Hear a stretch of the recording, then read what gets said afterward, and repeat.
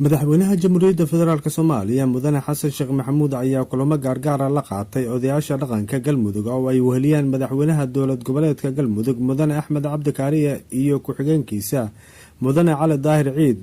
madaxweynaha ayaa odayaasha dhaqanka kala hadlay xoreynta deegaanada ay argagixisada al-shabaab kaga harsan yihiin galmudug, waxauna tilmaamay qorshayaasha ay argagixisada isticmaashay in ay ka mid tahay in ay ku salaysan tahay qeybinta dadka deegaanka iyo isku dirkooda, in ay madeegaan argagixisada si ay usii cimri dheeraystaan, ayuu yidhi madaxweyne xasan sheekh maxamuud.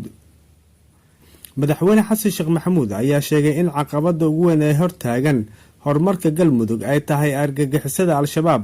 haddii la dhammaystiro xoreynta deegaanada ay fududaanayso in la hirgeliyo mashaariic horumarineed sida kaabayaasha dhaqaalaha iyo adeegyada asaasiga ah, ayuu yidhi madaxweyne xasan sheekh maxamuud.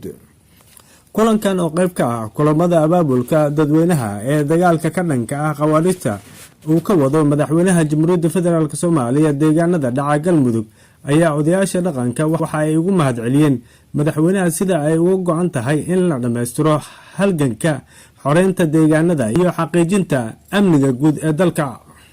ciidamo isa abaabulay oo dadka deegaanka ah una diyaarsan ka qaybgalka dagaalka dalka loogu xoreynayo khawaarijta ayaa gelinkii dambe shalay lagu soo bandhigay deegaanka mareer guur oo hoos tagta magaalada dhuusamareeb. ciidankan oo lasaga kala keenay deegaanada dhaca inta u dhexeysa dhuusamareeb ilaa xardheere ayaa waxaa gelinkii dambe shalay dhiirigelin ugu tegay mas-uuliyiin kala tirsan golayaasha dowladda federaalka, dowlad goboleedka galmudug iyo saraakiil ka tirsan ciidanka xoogga dalka soomaaliya. mas-uuliyiinta iyo saraakiisha ayaa ciidanka kula dardaarmay inay ka qayb qaataan dagaalka xaqa ah ee cadowga khawaarijta ee looga xoreynayo soomaaliya. dhanka kale, hogaamiyaasha iyo ciidanka isa soo abaabulay ee halkaasi heeganka ku ahaa ayaa ballan qaaday inay doorkooda ka qaadan doonaan ciribtirka khawaarijta.